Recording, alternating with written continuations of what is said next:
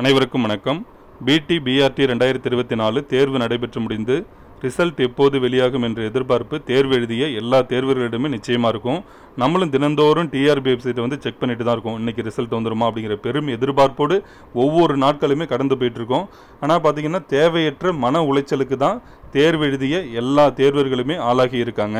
எங்களுக்கு ரிசல்ட்டாவது வெளியிடுங்க, நீங்கள் வேக்கன்சி வந்து இன்க்ரீஸ் பண்ணணும் அப்படிங்கிறது பொதுவாக எல்லோருடைய கோரிக்கையாக வச்சாச்சு. நம்ம அதை வந்து அரசின் கொள்கை முடிவு சார்ந்து இருக்கிறதால எங்களுக்கு வந்து முதல்ல ரிசல்ட்டை வந்து வெளியிடுங்க அப்படின்னு தான் எல்லாருமே கோரிக்கை வைக்கிறாங்க.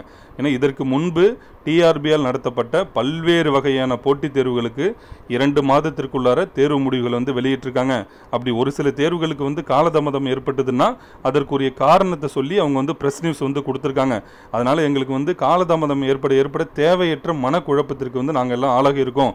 எங்களுக்கு வந்து விரைந்து தேர்வு முடிவுகளை வெளியிடணும் அப்படின்னு தான் எல்லாருமே கோரிக்கை வச்சுருக்காங்க.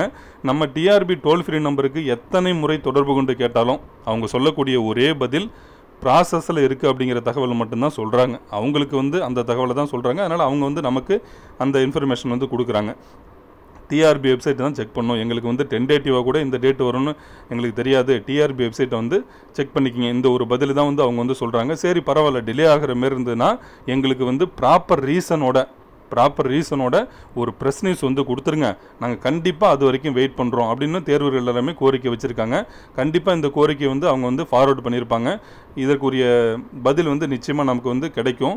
அதே போன்று இப்போ டிஎன்பிசி பார்த்திங்கன்னா புதிதாக அறிவிப்பு கொடுக்குறாங்க, காலியிடங்களை அதிகப்படுத்துகிறாங்க, ஏற்கனவே நடைபெற்று முடிந்த தேர்வுகளுக்கு ரிசல்ட் வெளியிடுறாங்க. அப்போ எலெக்ஷனுக்கும் இந்த தேர்வு முடிவுகளுக்கும் கண்டிப்பாக தொடர்பு இல்லை. அது வந்து டிஆர்பி டோல் ஃப்ரீ நம்பர்லேயே சொல்லியிருக்காங்க.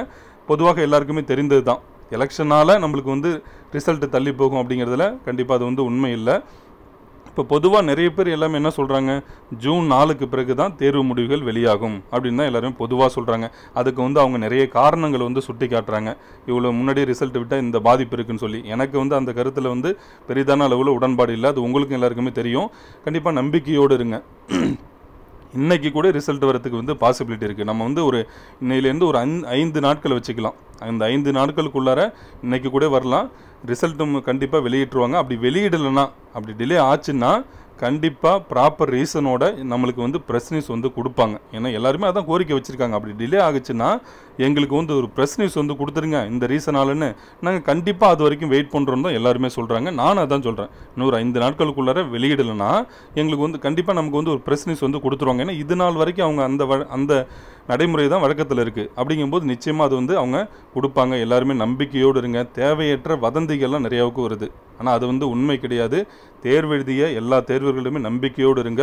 நம்ம எல்லாருமே கோரிக்கை வச்சுருக்கோம். கண்டிப்பாக அதற்குரிய ரெஸ்பான்ஸ் வந்து நிச்சயமாக கிடைக்கும். அனைவருக்கும் நன்றி.